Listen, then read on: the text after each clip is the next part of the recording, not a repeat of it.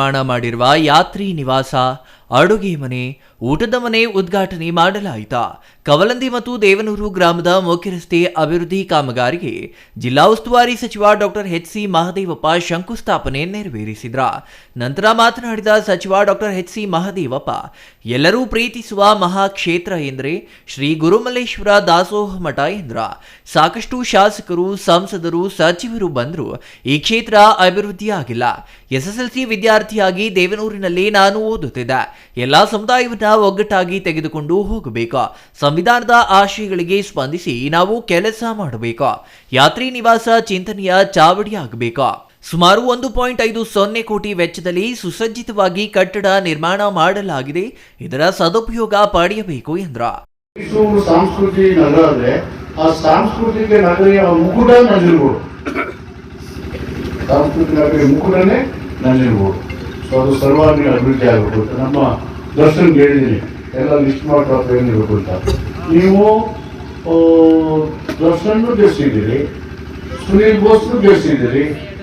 ನನಗೆ ಅವರೆಲ್ಲರಿಗಿಂತ ಹೆಚ್ಚಾಗಿ ರಾಜಕೀಯಕ್ಕೆ ಹೆಚ್ಚು ಶಕ್ತಿನೂ ತುಂಬ್ತಾನೆ ಇರ್ತೀವಿ. ಫೋಟೋದಾಗಿದ್ದಾಗ ಎಲ್ಲ ಸಭೆಗಳು ಅದು ಇವರು ಗೆಲ್ಸೋದಕ್ಕಿಂತ ಹೆಚ್ಚು ಶಕ್ತಿ ನನಗೆ.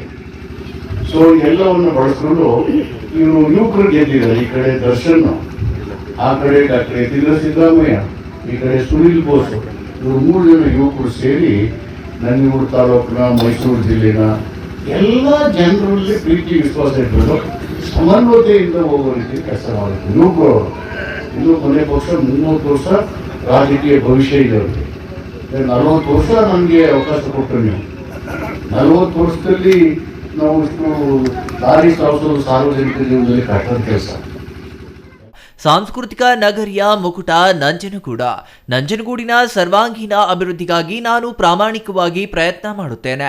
ಯುವ ಶಾಸಕ ದರ್ಶನ್ ಧ್ರುವನಾರಾಯಣ್, ಸಂಸದ ಸುನೀಲ್ ಬೋಸ್ ಮೈಸೂರು ಜಿಲ್ಲೆಯನ್ನ ಸಮಗ್ರವಾಗಿ ಅಭಿವೃದ್ಧಿಪಡಿಸುತ್ತಾರೆ. ಮುಖ್ಯಮಂತ್ರಿಗಳಿಗೆ ಹೇಳಿ ಮತ್ತಷ್ಟು ಅನುದಾನ ತಂದು ಅಭಿವೃದ್ಧಿ ಪಡಿಸಲಾಗುವುದು. 90 ಕೋಟಿ ರು ವೆಚ್ಚದಲ್ಲಿ ದೇವನೂರು ಏತ ನೀರಾವರಿ ಯೋಜನೆಗೆ ಮಂಜೂರು ಮಾಡಲಾಗಿದೆ ಎಂದ್ರ. ಈ ಬಗ್ಗೆ ಕ್ಯಾಬಿನೆಟ್ನಲ್ಲಿ ಚರ್ಚೆ ನಡೆಸಲಾಗಿದೆ. ಕವಲಂದಿ ಭಾಗ ನೀರಾವರಿ ಪ್ರದೇಶವಾಗಲಿದೆ.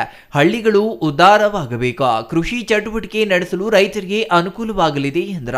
ಈ ಸಂದರ್ಭದಲ್ಲಿ ಶ್ರೀ ಗುರುಮಲ್ಲೇಶ್ವರ ದಾಸೋಹ ಮಠದ ಶ್ರೀ ಮಹಾಂತ ಸ್ವಾಮೀಜಿ, ಶಾಸಕ ದರ್ಶನ್ ಧ್ರುವನಾರಾಯಣ್, ಮಾಜಿ ಶಾಸಕ ಕಳಲೆ ಕೇಶವಮೂರ್ತಿ, ಗ್ರಾಮ ಪಂಚಾಯಿತಿ ಅಧ್ಯಕ್ಷ ಮಂಜು, ಅಖಿಲ ಭಾರತ ವೀರಶೈವ ಲಿಂಗಾಯತ ಮಹಾಸಭಾ ಮಾಜಿ ಅಧ್ಯಕ್ಷ ಮಹದೇವಪ್ಪ, ಇನ್ನೂ ಹಲವರು ಹಾಜರಿದ್ರ. Kumar, CTV news, ನಂಜನಗೂಡ.